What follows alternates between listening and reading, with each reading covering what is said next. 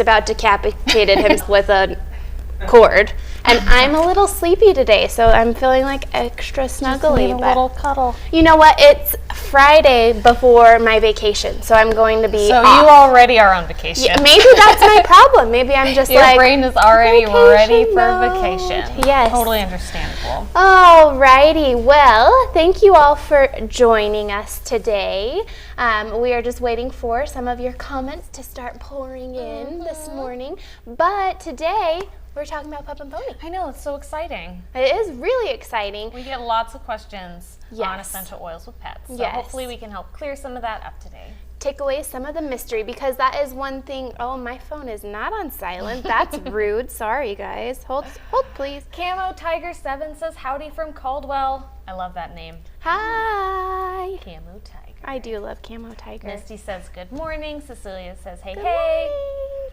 Happy I love seeing Friday. everybody's comments come in. Yes, Pup and Pony Tome. I'll sit by Instagram and make sure that we don't get any weirdies. Okay, Instagram, Danny's got you. Oh, Stephanie Walker says good morning from upstairs. Stephanie, I'll come say hi to you in person later today. Yeah, so today we're talking about Pup and Pony. One thing that I'm really excited to do is kind of demystify some of the questions around using aromatherapy with pets. So I know that a lot of our customers had questions about kind of the mystery behind it all and all the information that is contradictory. Yes, there's a lot. Yes. So sometimes it can be really hard and confusing to figure out what really is the safest avenue for your pets. Yes, absolutely. So I wanted to talk to you guys a little bit about Pup and Pony, where it came from, why we specifically chose pups and ponies, and kind of talk a little bit about the olfactory system of dogs and horses and why it's a little bit different. And then we will start to answer some of your questions. So be sure to, if you didn't submit your questions beforehand, feel free to drop them in the comments, and we'll get into that. But first and foremost, when we decided to look into having a line of aromatherapy products for animals, we had to do a lot of research, and a lot of education went into it. So I've taken several courses. I've had several case studies where I'm working directly with animals.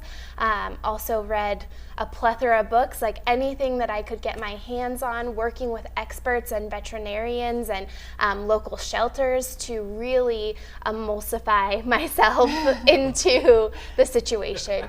Emulse myself into the situation. Immerse. Actually, I really liked emulsify. I mean, technically it counts. It's immersified. I'm emulsifying. She's emulsified into the All of my particulates information. are emulsed into them, Danny. So don't you judge me. Danny is judging me, you guys. You should see his face. It's very judgy right now. I really wish there was a camera on Danny. I'm going to keep pushing for that. I know. I always wish there's a camera on Danny. Anywho, so there's a lot that goes into it. It's not as simple as, just researching essential oils or the chemical constituents. There's so much that goes into that. So one of the first things that I learned is that for some animals, essential oils just aren't the best choice. Yeah. So when we talk about, cats and lizards and mice and fish even, really there aren't a lot of great avenues for aromatherapy for those types of animals because of the way their systems work. So cats in particular, they lack an enzyme in their liver to properly, what's the word I'm looking for? Not digest, to properly process the essential oil through their liver without causing toxicity. With birds, they have very sensitive respiratory systems. So anything, not just essential oils, synthetics, cleaners, anything like that can cause a really, bad experience for birds. Lizards, things like that, you have issues with pH balance, the same metabolic rate issue. So really we wanted to hone in on the animals that could use essential oils safely and give you guys guidelines on how to do that. So So that's where we landed with pups and with ponies. And I've personally seen a lot of great success using essential oils with dogs and with horses. So one thing that is important to keep in mind is that both dogs and horses have a very sensitive olfactory system. And when you look at a dog versus a human, we have right around 6 million olfactory receptors in our noses, in our olfactory system. And that's what senses the scent. It's what identifies the scent. It's what transmits the scent to the brain. Dogs have around 300 million. So 6 million to 300 million. So you can begin to understand how much more sensitive a dog's nose is versus a human's. That's almost twice as much. Almost twice. Just about. Danny's got his silly on today. Math. Which I appreciate, Danny. One of my favorite examples that I came across when learning about the olfactory system of dogs is that while you could maybe smell my perfume, Katrina, a dog could smell my perfume in a stadium, across the stadium, and would even be able to identify certain constituents in that perfume. Yeah. So you can have that visibility of why we recommend lower usage rates with pets, because it can be very, very overwhelming for them. I think about some of the oils that you may be sensitive to. For example, like jasmine for me is, it really has to be like maybe 1 drop out of 100 drops in a blend, or it gives me a headache because it's so strong and it's so overwhelming and it's just too much for me personally. Dogs can have that similar experience with essential oils in general, just because of the way their olfactory system works. Horses also have a very sensitive olfactory system, and they use their sense of smell so much. It's one of their primary senses, just based on their vision, where their eyes are located. They really lean into being able to smell in order to, choose directions, or even bond with their babies, which I think is a really cool experience. One thing that you learn, which is very sad, but if somebody's, or if a horse's colt passes away, oftentimes if there's another colt that needs, has a mom that, or doesn't have a mom and needs to be reintroduced, they'll use the scent of the colt who passed away and place it on the new colt in order to establish that relationship. So scent in general is such a powerful tool of communication for horses. I'm glad that scent isn't as important for bonding with our children. I would definitely not be as close to my kids. Both my children are kind of stinky, so. So anyways, I always like to paint that picture for our customers so you have an understanding. When we say we recommend a 0.25% dilution with dogs under the 25-pound mark, you have an understanding why. Yeah. It's because essential oils are so powerful, and even more so for them because they are so sensitive. So one thing that I do want to talk a little bit about is safety. So at Plant Therapy, we wanted to make it really easy for you guys so that you had a reference when you're using essential oils topically with your dogs or with your horses. So on our website at planttherapy.com/downloads, we have a couple of resources. One of my favorite is our essential oil dilution chart, which is very helpful. It breaks down your dilutions by weight. So I know one of the questions we got was, how do I use essential oils with really small dogs, with toy dogs, things like that, and this has it broken down for you. So if you're wanting to use the oil topically, you would just find your dog's weight and go with that dilution. So for 25 pounds or less, we start with a 0.25% dilution. You can work your way up to a 0.5% dilution if needed, but really oftentimes it isn't needed. Even for skin concerns, essential oils are very powerful even at those low dilutions. So even with a dog that is more than 50 pounds, we recommend a maximum dilution of 1%. And then horses, you can use higher dilutions with horses, but what I've learned is it's generally not needed.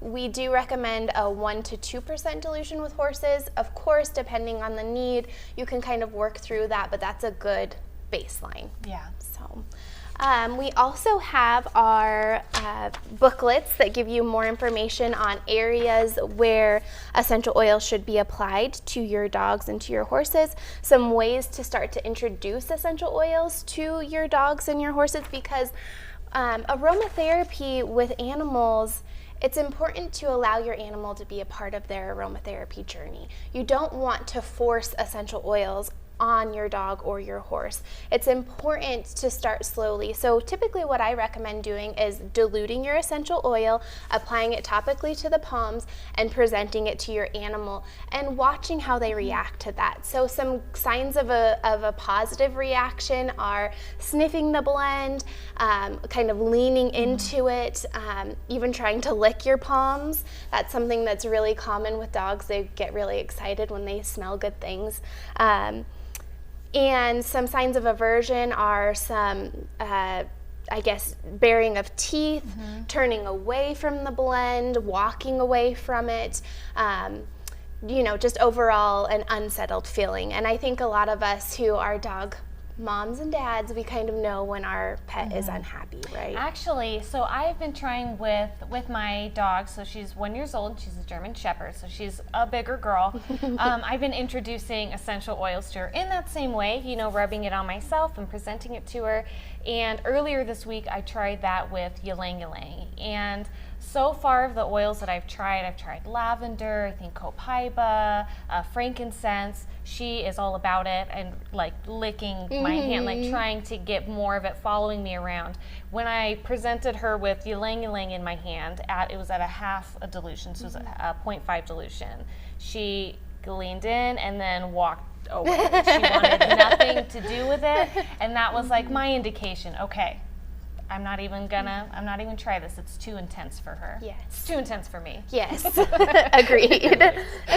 So I totally understood her reaction. But it's so important to to help your animal become a part of the process. Like they can tell you through their behaviors if they're liking it or if they're not liking it. And I love that. I think that is so interesting, and it's fun. Like it's fun to do, with your dogs, and kind of learn more about them and their tastes. Yes, and I love to approach aromatherapy in this way regardless of who you're working with. It should be a very personal experience where you're working with the individual to figure out what works best for them, and dogs and horses even more so. The other thing that's important to keep in mind is I don't like to present undiluted essential oil to my dogs, specifically because it can be so overwhelming. Some people will say that you can just take a couple of oils out, pop the top and let your dog smell them directly. That's really a really strong, concentrated amount of essential oils that your dog or horse is inhaling. So I always recommend diluting first. If you're wanting to try a couple of different oils when you're first introducing essential oils to your animal, I would only try and introduce maybe 1 to 3 at a time. And with that, I would just make sure that you're pre-diluting it and presenting it in a way that's really, gentle for them. So. The other thing, so we do have this download. We also have information on each individual blend that we created for pups and for ponies, and what they are good for. I did want to talk a little bit about them because I think it's really important to know while these were created for dogs and for horses, they're fantastic for humans as well. Our Happy Trails blend is one that I use pretty regularly when we're traveling on the road to help with travel sickness, any kind of dizziness, nausea that happens when you're on the go. Horse Whisperer was actually one that I created specifically for dogs and for horses, but I used it a lot when I was going through some postpartum depression because it's created for trauma. It's created for any kind of deep-seated emotional issue. So the idea with Horse Whisperer was to help dogs and horses that had gone through a situation where there may have been abuse, whether that be mental or physical abuse to the animal. So a really great blend when you're introducing a new animal to your home who may have dealt with some of those things. Confident Canine is another one of my favorites that was created to help with separation anxiety, with worry, with stress. My dog had severe separation anxiety, so bad that he chewed through a door at one point. So Confident Canine was one of my favorite blends because it really helped him. While he was still anxious when I was gone, it really helped to settle him, and we stopped seeing a lot of those severe reactions to being away from his people. And then Show Ready is another great choice for just keeping the whole family healthy, but specific to dogs and to horses. I really like to use it. Sometimes we'll take my golden retriever Pax to stay at a doggy daycare while we go on vacation, and I always like to, use a little bit of that with him before he goes, and then once he gets home, just to keep him healthy as he's exposed to all those other doggies and doggies, not horses. There aren't horses at the dog kennel. So the last thing. Although some dogs look like horses. Yes, there are some dogs that do look like horses. The last thing that I think is really beneficial, regardless of whether you're going to use these essential oils specifically with your animals or you just have animals in your home and you need to know what's safe, we have our Pup and Pony approved essential oils list. A lot of time and effort goes into determining whether an essential oil will be considered Pup and Pony safe. So when we're looking at these individual oils, we're looking at anecdotal evidence. We want to know that the oil can be safely used with a pet and that it's been proven to be safe to use with a pet. We're also looking at the chemical constituents to ensure that there's nothing in there that is going to cause an adverse reaction. One of the oils or types of oils we try to stay away from is really hot oils, because just like a dog's nose is sensitive, their skin is even more sensitive than human skin as well. So it's important to remember that, and you're staying away from those really harsh oils. And there are a lot of great alternatives. So I think it's important to have this if you have a dog or a horse in your home. I'd like to see the horse you have in your home if you have it, because it is such a great reference to work with. So it's important to remember when we say an oil is Pup and Pony approved, we have done the research, we feel 100% confident that that oil can be used with dogs and with horses, and that we're not just saying, like, if there's a gray area, we're going to say that it's safe. There really has to be a lot of research and information supporting the safety of those oils. It looks like we're seeing some spottiness and some freezing. So Danny is going to check it out, guys. So give us just a second while Danny checks that out. And please, if you have any questions, put them right in the chat so we can talk about them. Yes. If there's anything you're confused about. So we'll give it just a second, and if you guys can keep us updated if things are improving, that would be fantastic. I don't want you to miss any important information. So I'm going to take a drink of my coffee. One thing that I think is really exciting, and hopefully people will get to hear this, is that Katrina is starting to take our animal aromatherapy course. And I think that's really awesome because Katrina is very passionate about pets, and she's so smart and she learns so quickly, and it's going to be Blushing. It's going to be awesome to have her have that information. Yeah. And it's always just great to learn a different avenue of aromatherapy. Yes. Yeah. And this one is so specific, and it's so interesting to learn about how animals do react to certain essential oils, and also just the amount of information that is available and how contradictory it can be. We are very conservative, and I think that's why you'll find, like, a lot of our blends we don't mark as Pup and Pony safe. It may contain just a single oil in there that causes us concern, and so we're not going to give it that approval. And then also some of our oil of the months that are a lot more unique and more difficult to find, that also leads to less anecdotal information, less studies, and so in those cases too, we don't jump right ahead and say Pup and Pony safe unless we are absolutely sure. Yeah, absolutely. Okay. Oh, Amanda says, I have a question about the oils in the list. Is it okay if dogs lick the oils when they are correctly diluted? I can't get mine to stop licking when peppermint is involved. I have the exact same problem with my dog. So I love body oils, and I'll put a body oil on after the shower, and usually I just have like 1 to 2 EOs diluted. Like right now I have a lavender and a frankincense diluted at like a 1% of body oil. My dog will follow me around the house. She will lick my legs. She will try and like nibble on my fingers. She's just all about it. And unless you're seeing an adverse reaction occur when your dog does that, I really wouldn't be too concerned about it. If you're diluting it down and then she's just licking the little bits that's not being absorbed into your body, it should be fine. You know, your dog will be able to show you if it's not the best for them, either through their reaction or also, I mean, a dog's potty tells a lot, you know, and if they're having stomach troubles. So I think that's what I would say to that. Just kind of look to your dog's reactions, and as long as it's diluted properly and, you know, you're not just presenting them with a bowl of carrier oil and essential oils, and you'll be fine. Yeah, absolutely. I think we get this question a lot about the paw balm because it does have essential oils in it.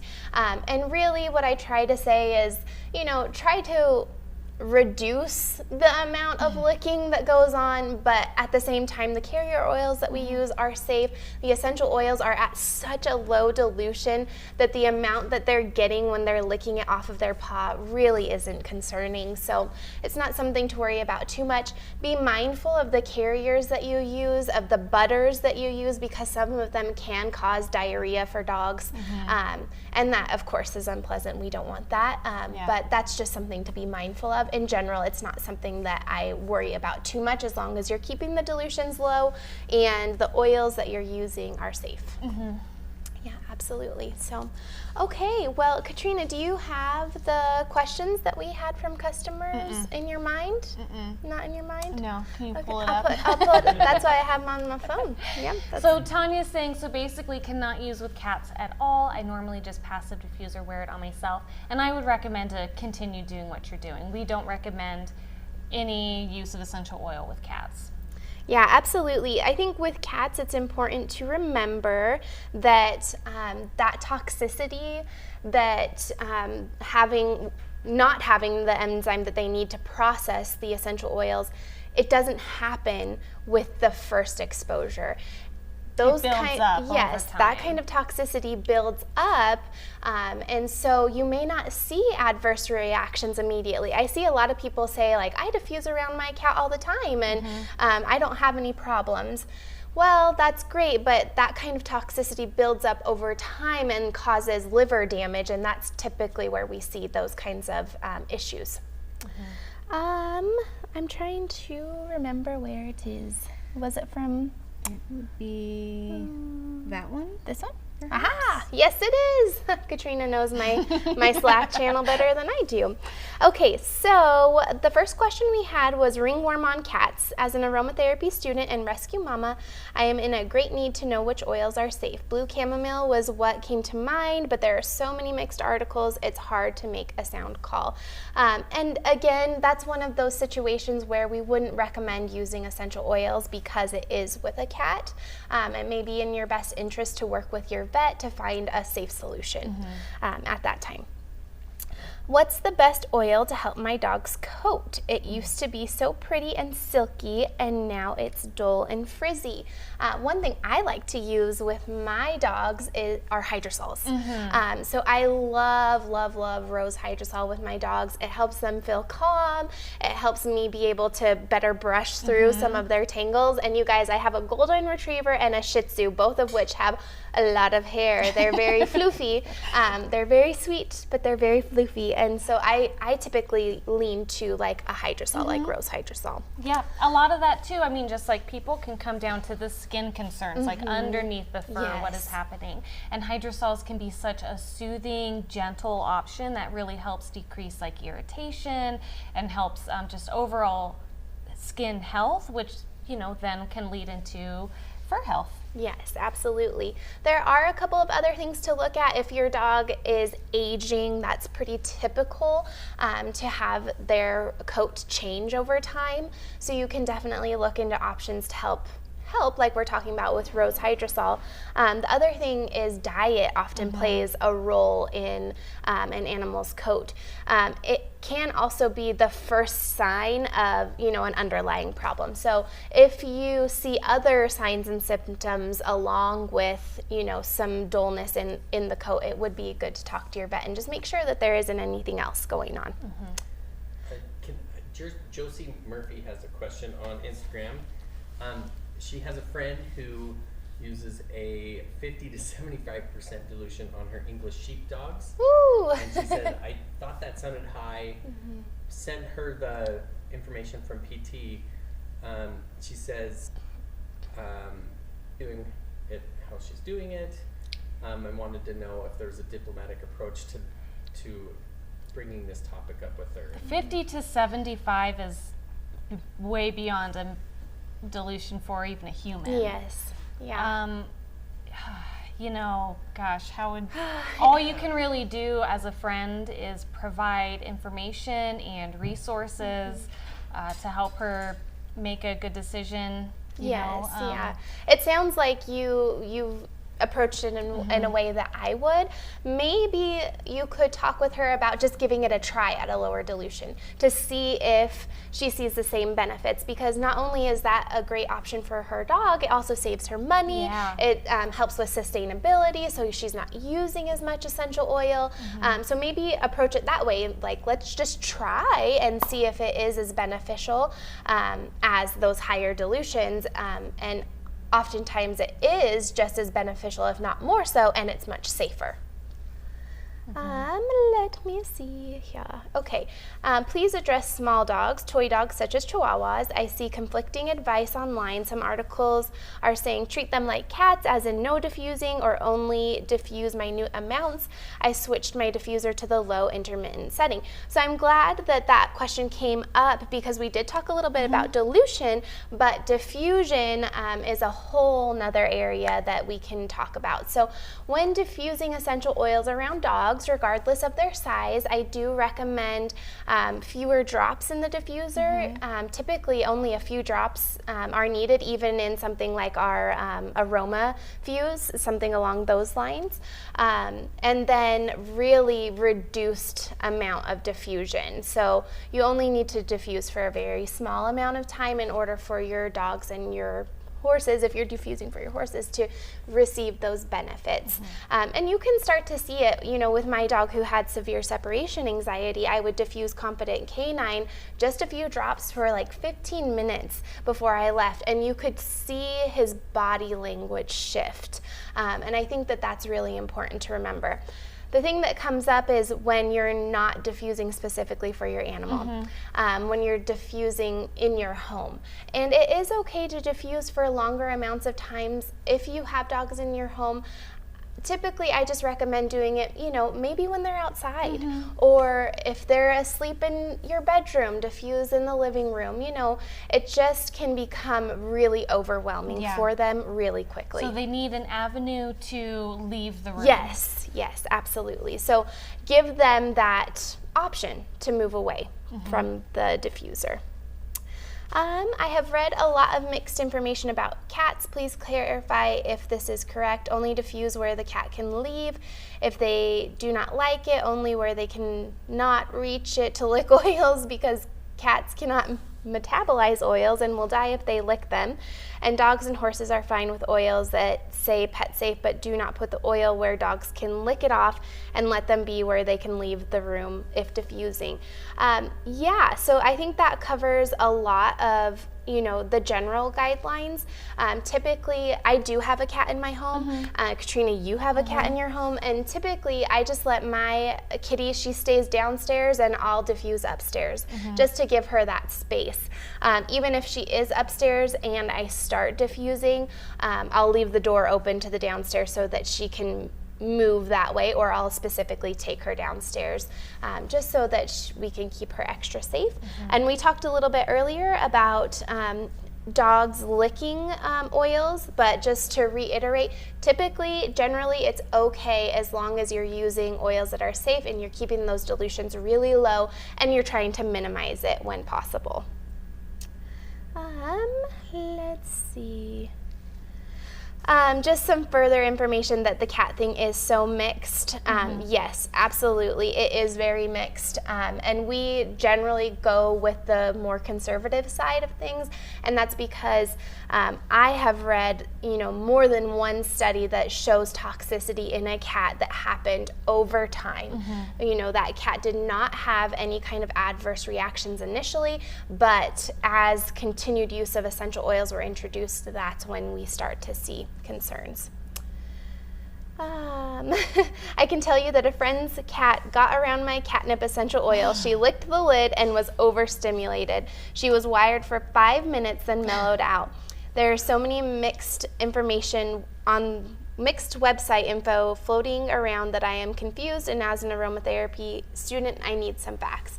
And catnip, in particular, it's important to remember that it is much more concentrated than catnip, the plant. Anytime you're wanting to have those kind of benefits with your cat, always use the plant versus the essential oil. The essential oil is just way too concentrated. Yeah, and fun thing too about catnip is it grows like grass. It's Yes. very easy to grow. I've created in just like a little flat kind of pot like this a couple years ago. I grew catnip just for my cat, and she would just go over and rub into it and lick on it when she wanted, sweet. So even, before I really dived into essential oils, and it's like, you see catnip oil and you're like, I'll just sprinkle catnip oil on my cat's toys and they'll love it, but it is not the same as the herb. Yeah, absolutely. When I originally started working for plant therapy, I bought catnip for my cats, and then quickly learned that you're not supposed to use essential oils with cats. So, let's see. With cats, can you vacuum with the floor sprinkle, so the carpet refresh, cats out of the room? So in general, we recommend keeping your animals out of the room when you're using the carpet refresh, just because it is really strong. It can get on their paws. You're sprinkling a lot of it typically, so it can be really overwhelming. So yes, you can use the carpet refresh if you have animals in the home, but we do recommend keeping them out of the room just to give them some space, because it can be so overwhelming for them. And maybe kind of letting it air out for about 15 Yes. minutes to get that intensity out. Let's see. What about cleaning solutions? Can they be used with cats in the house? So things like our Destroyer or Defender multi-surface cleaner. I said the same thing to Katrina yesterday. I don't know why I have Destroyer stuck in my head. Defender multi-surface cleaner. Yeah, absolutely. You can use that with cats in the house. It is a really gentle amount of essential oil that is being dispersed. So even dogs, you can use that with dogs in the house, and it's just fine. It's really just such a low amount that actually gets into the air that it shouldn't be bothersome for your cats or your dogs. Kristen says, I think my cats like the mist of the diffuser, so diffusing with water is a good option too. Absolutely. Yeah, that's awesome. That is pretty cute. What about hydrosols with cats? Yeah, so hydrosols, in general, we have recommended against using hydrosols or essential oils with cats. Hydrosols are much more gentle. However, there just is not a lot of reputable information on using hydrosols safely with cats. So it's one of those things that, do your own research, and if you feel like you could go down that path, then that's a decision that you can make for you and your pet. But at the time of the creation of Pup and Pony, I did not feel like there was enough information readily available where I could say to you guys, yes, absolutely, I think that this is safe for you and for your pets. Well, for your pets, for your cats. Do we have any questions on Instagram, Danny? No. Guys, Awesome. I'm here looking at the comments, so if you do have questions, Yeah, ask away. Yeah, absolutely. One thing I wanted to talk about, we did talk about ringworm with cats, but ringworm for other animals like your dogs, horses, one of my case studies was with cows and ringworm. Actually, there are a lot of great gentle options when it comes to aromatherapy. So with myself and Sharissa, she's one of our other animal aromatherapists, she actually had some calves that had ringworm and pretty significant ringworm. And we ended up using a blend of hydrosols and aloe jelly, and we treated the ringworm in that manner, and we saw amazing results over an extended period of time. So we treated them daily for 2 to 3 weeks, and we saw that ringworm be eliminated. And so there are definitely some options that you can use that you don't even need to use essential oils. No, it's like that's just Hydrosols and aloe jelly. That's awesome. Yeah. It was a really insightful case study to learn from. So that's one thing that we do get questions about from time to time, is using essential oils with other farm animals like cows and goats, things like that. And typically your larger animals like a cow or a bigger goat, you could use aromatherapy methods. It's just not something that when I was doing a lot of my case studies, it was really immersed and focused on dogs and horses, and less on other farm animals. But do your research, because there are some options for some of those other bigger farm animals to use aromatherapy safely with them. I can see why you stuck with pups and ponies, because that's just funner to say than pups and cows. Pups and ponies and cows and goats, oh my. And I had more exposure to dogs and to horses, and some cows, because I do have a father-in-law who's a rancher, and Sharissa's dad is also a rancher, so we did have some exposure there. But really, we wanted to figure out where the biggest problems our customers were having and identify and hone in on those first. Yeah.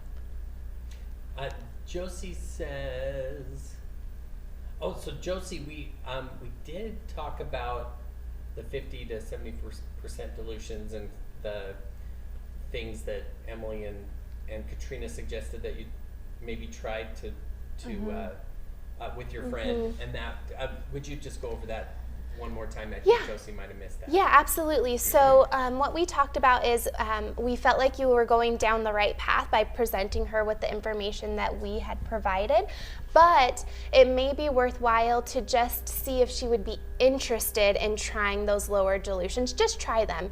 I think that she would really quickly see that the benefits are still there at those lower dilutions, but you're not having to deal with having to use so much essential oil, which helps with cost, sustainability. It helps keep your animals from becoming overwhelmed. So it may be worth your while to just chat with her about just trying it and seeing how it works. Carla Yoder said, figured she meant germ destroyer. Carla, I don't know what I meant, but I appreciate your vote of confidence. I'm just making names up today for our products, I guess. Yeah, we always have to actually pull Emily back from some of the names she suggested. Like, get a little crazy. Yeah, because they're a little aggressive. You know me, I'm such an aggressive person, it just comes out. Yeah, and Camo Tiger 7 says, Carla, I'm hoping for a new blend. He. Well, Katrina, they're hoping for a new destroyer blend, so you just be thinking about that. Robot destroyer. Well, all right. I think if you guys don't have any other questions, I think we can Did wrap we cover up. it? Yeah. I feel like we... Let me go through here real quick. And just remember, you guys, if you need the references, they are on planttherapy.com/downloads under our education section, and you can find all of this lovely information. You can also head on over to our blog. Katrina, I believe, actually wrote a really fantastic blog post on using essential oils with cats and why you don't want to do that. So just know that there are a lot of resources available for you. let's talk about what Colleen said. She says, we have a rescue Chihuahua Terrier who we are pretty sure has abuse in his past. He also has extreme separation anxiety. Suggestions on how to use Horse Whisper and or Confident Canine. Yeah, absolutely. So I would definitely go with Horse Whisperer just because that's exactly what it was created for. It helps with some of that trauma that can be caused prior to having your animal. Confident Canine, of course, for separation anxiety is great as well. So definitely I would look at the both of those. Again, as you're introducing essential oils to your Chihuahua, I would make it something that is a part of his journey as well. So dilute those blends, apply them to your hands, and present them to your Chihuahua and see how he reacts. Another great way to use essential oils in this kind of situation is actually to apply the blends topically to yourself, so that the animal starts to associate the smell of the blend with his person. And that can be incredibly powerful. Just having that comfort that when your animal smells that blend, it reminds them of their person. It's one of the most powerful ways to use essential oils when you're dealing with anxiety or trauma. So those are some really great ways, and that's how I approached it with my dog who had separation anxiety, applying it topically to myself. As he got used to it, then I would present it to him directly and get his response. And then once we had really established that strong relationship and connection with essential oils, that's when I started diffusing. That's when I started doing topical application. And in general, we recommend using 1 to 2 drops of the blends in 100 mils of water in your diffuser if you're diffusing. And then topical application, you can refer to our dilution chart for the correct dilutions there. What about safe use of flea and tick sprays? Yes. Yeah, absolutely. Typically, I would start with something a little bit more gentle. Go with some of your Hydrosols. Those can actually be really powerful for flea and tick. Also, lavender is really, really great for flea and tick. And it's very gentle. It's very safe. Most animals like it. You can use it at low dilutions. It's safe on the skin. So those are the directions that I would go towards if you're wanting to create your own product to use topically on your dogs. If you're looking to use a ready-made flea and tick spray, I would just double check the ingredients and make sure that you feel really good about the ingredients that are in the product. Some of those ingredients can be a little bit strong for pups and for ponies. So we've got some visitors saying hi. Simply Agatha Christie wanted to know if there are any hints regarding JChem. So they're kind of veered off. There's a couple of questions. I've seen that too. I think a good hint is that we haven't done a JChem like this before. Yeah. It's something different. I feel like the last few years, every time has been a little different. I like that about JChem. It gives Yeah. us an opportunity to test the waters. And to figure out what you guys want the most. What do you want JChem to look like? Your feedback during JChem is so important to us. So this year we took feedback from prior years and we're going to try something new. And I think you're going to like it. It's exciting. Like sometimes we do things that are less stressful. Like I think we've tried that type of a JChem where it was like, don't worry about missing out on something. This one might be a little Set your alarms, guys. This Set one's gonna be a little your bit. alarms. Check in regularly. You're not going to want to miss some of these deals that are coming your way. The other thing that came up is an oil of the month hint. Do you know what this month or July? I do. Do you have any hints? Do you guys want to? I think I have it right here. Oh. Refresher. Let me just make sure I'm... Oh! I think It's in her hot little hands, you Got to guys. figure out how I'm opening it. Is that the one? Yes, this Okay. is the one. Can I see the one? And do I say the one? Oh. We can say the ones, The ones. plural. The ones are very cute. They are very cute. I really like the labels. And Shout out design team. I Those know. are adorable. A good hint I like for this one is the ones have very different aromatic profiles. So Yeah. I feel like you get a really good variety. And one of the ones, you guys, I have seen you asking for this one. I've seen this one be guessed a lot in the past, so I think you'll be excited about the ones that we're giving you. Yeah. Can I give a hint? Sure. Okay. All bets are off, guys. Yeah, this isn't. I don't know if this is going to be. This hint could either be really awesome or really not, or completely. Just go dud. for it, Danny. So, I have always said that our essential oils at Plant Therapy, have always reminded me of like a fine wine because every batch is different. Like a fine wine. Like A fine wine. And Yeah. that's something I love about our essential oils. There's your hint. Don't worry, it's right around the corner. I actually really like what you did there, Danny. That was Thank that you. was quite Clever. the hint. Yes. Clever. Yeah. Do we know if we're going to have lives every day during JCAM? Danny? I haven't heard anything yet. But Did I we do do know- that last year? I know we did that one time for holiday. We did like every day. Yeah. I'll talk to Danya. I know Danya's got a really fun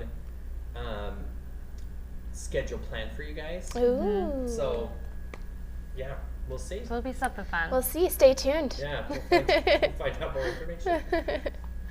Alrighty, well, thank you all for joining on this warm, lovely summer Friday. We're so happy to have you. If you end up having any more questions, feel free to email our CS department at cs@planttherapy.com and they will get you taken care of. Otherwise, have a safe and happy weekend.